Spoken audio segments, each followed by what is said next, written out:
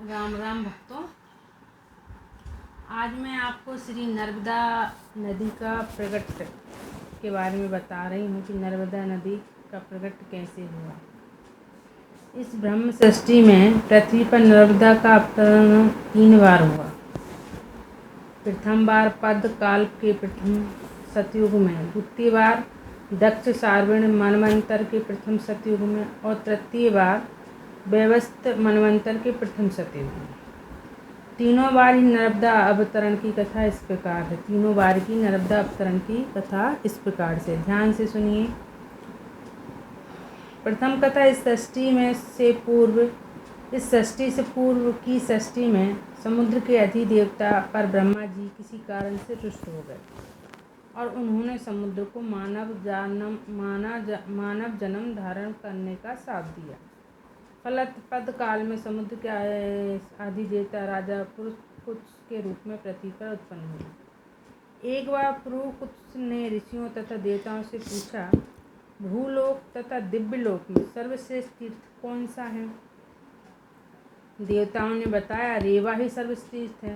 रेवा मतलब नर्मदा जी। देवताओं ने बताया कि रेवा ही सर्वश्रेष्ठ तीर्थ है। वे परम पावनी है तथा शिव की प्रिय हैं, उनकी अन्य किसी से तुलना नहीं है। राजा बोले, उन तीर्थोत्तम रेवा को भूतल पर अवतीर्ण करने का प्रयत्न करना चाहिए। कवियों तथा देवताओं ने अपनी असमर्थता प्रकट की।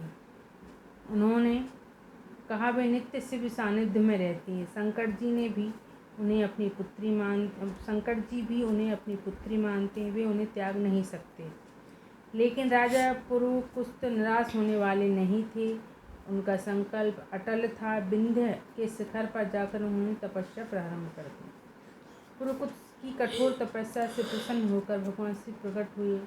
उन्होंने राजा से वरदान मांगने को कहा। पुरुकुत्स बोले, परम तीर्थ नर्मदा का भूतल पर अवतरण कराएं, मतलब नर्मदा जी को भूमि पर अवतरित करवाएं। उन रेवा के पृथ्वी पर अवतरण के सिवाय मुझे आपसे और कुछ नहीं चाहिए। भगवान शिव ने पहले राजा को यह कार्य असंभव बतलाया, किंतु जब शंकर जी ने देखा कि यहाँ दूसरा कोई वर नहीं चाहते हैं तो उनका निष्पत्ति एवं लोक मंडल की कामना से भगवान भोलेनाथ बहुत प्रसन्न हुए। उन्होंने नर्मदा को पृथ्वी पर उतरने का आदेश दे दिया। नर्मदा जी बोली, पृथ्वी पर मुझे कोई धारण करने वाला हो और आप भी मेरे समीप रहेंगे तो मैं भूतल पर उतर सकती हूँ। शिव जी ने स्वीकार किया कि वे सर्वत्र नर्मदा के सानिध्य में रहेंगे।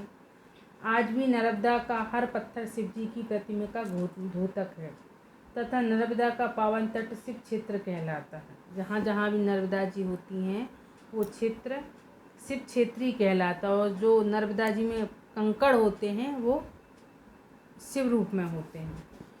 जब भगवान शिव ने पार्वती को आज्ञा दी कि आप नर्मदा को धारण करें, तब विंध्याचल के पुत्र प्रयाग पर्वत ने नर्मदा को धारण करना स्वीकार किया। प्रयाग पर्वत के मेकल नाम की चोटी से बांस के पेड़ के अंदर से माँ नर्मदा प्रकट हुई। इसी कारण इनका नाम मेकसुता हो गया। नर्मदा जी का नाम मेकल सुता हो गया। देवताओं ने आकर प्रार्थना की, यदि आप हमारा स्पर्श करेंगी तो हम लोग भी पवित्र हो जाएंगे। नर्मदा ने उत्तर दिया, मैं अभी तक कुमारी हूँ, अतः किसी पुरुष का स्पर्श नहीं करूँगी, पर यदि कोई हठपुरा मेरा स्पर्श करेगा तो वह भस्म हो जाएगा। अतः आप लोग पहले मेरे लिए उपयुक्त पुरुष का विधान करें। देवताओं ने बताया कि राजा पुरुकुत्स आपके सर्वथा योग्य हैं। वे समुद्र के अवतार हैं तथा नदियों के नित्य पति समुद्री ही हैं। वे तो साक्षात नारायण के अंग से उत्पन्न उन्हीं के अंश हैं, अतः आप उन्हीं का वर्ण कर लें। नर्मदा ने राजा पुरुकुत्स को पति रूप में वर्ण कर लिया। राजा की आज्ञा से नर्मदा ने अपने जल से देवताओं को पवित्र किया। प्रथम कथक समाप्त। जय श्री नर्मदा मैया। द्वितीय कथा दक्ष सार्वण मनवंतर में महाराज हृदय तेजा ने नर्मदा के अवतरण के लिए 14,000 वर्ष तक तपस्या की। तपस्या से संतुष्ट होकर भगवान शिव ने दर्शन दिए। तब हिरण्य तेज ने भगवान शंकर से नर्मदा अवतरण के लिए प्रार्थना की। नर्मदा जी ने इस मनवंतर में अवतार लेते समय अत्यंत विशाल रूप धारण कर लिया। ऐसा लोगों के लिए वो ध्रुवलोक तथा पृथ्वी को भी प्रलय कर देंगी। ऐसी स्थिति में प्रयाग पर्वत के शिखर पर भगवान शंकर के दिव्य लिंग का प्रकट हुआ। उस लिंग से हुंकार पूर्वक एक ध्वनि निकली कि रेवा, तुम्हें अपनी मर्यादा में रहना चाहिए। उस ध्वनि को सुनकर नर्मदा जी शांत हो गईं और अत्यंत छोटे रूप में अभिवृत लिंग को स्नान कराती हुई प्रकृति पर प्रकट हो गईं। इस कल्प में जब अवतरणी हुई तो उनकी विवाह की बात नहीं उठी, क्योंकि उनका विवाह तो प्रथम कल्प में ही हो चुका था। तृतीय कथा। इस व्यवस्थ मनवंतर में राजा पुरुरवा ने नर्मदा को भूतल पर लाने की तपस्या की। यह ध्यान देने योग्य है कि पुरुरवा ने प्रथम 4 अरणी मंथन करके अग्निदेव को प्रकट किया था। उन्हें अपना पुत्र माना था। वैदिक यज्ञ मनवंतर में पुरुरवा से ही प्रारंभ हुआ है। उससे पहले लोग ध्यान तप करते थे।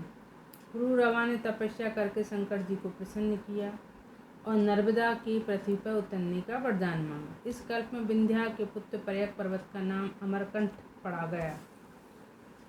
इस कल्प में विंध्या के पुत्र प्रयाग पर्वत का नाम अमरकंठ हो गया।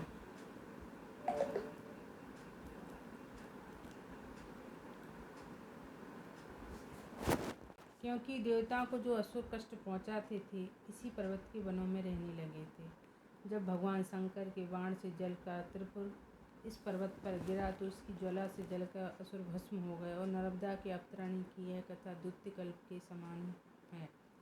इस बार नर्मदा ने भूतल पर उतरते समय प्रलयकारी रूप धारण किया, किंतु भगवान भोलेनाथ ने अपनी मर्यादा में रहने का आदेश दिया था, जिससे वे अत्यंत संकुचित होकर पृथ्वी पर प्रकट हुए। जय श्री राधे, जय श्री। अगर आपको कथा पसंद आए तो प्लीज़ मेरे चैनल को सब्सक्राइब करें, लाइक करें एंड कमेंट्स करें। राम राम, राधे श्याम।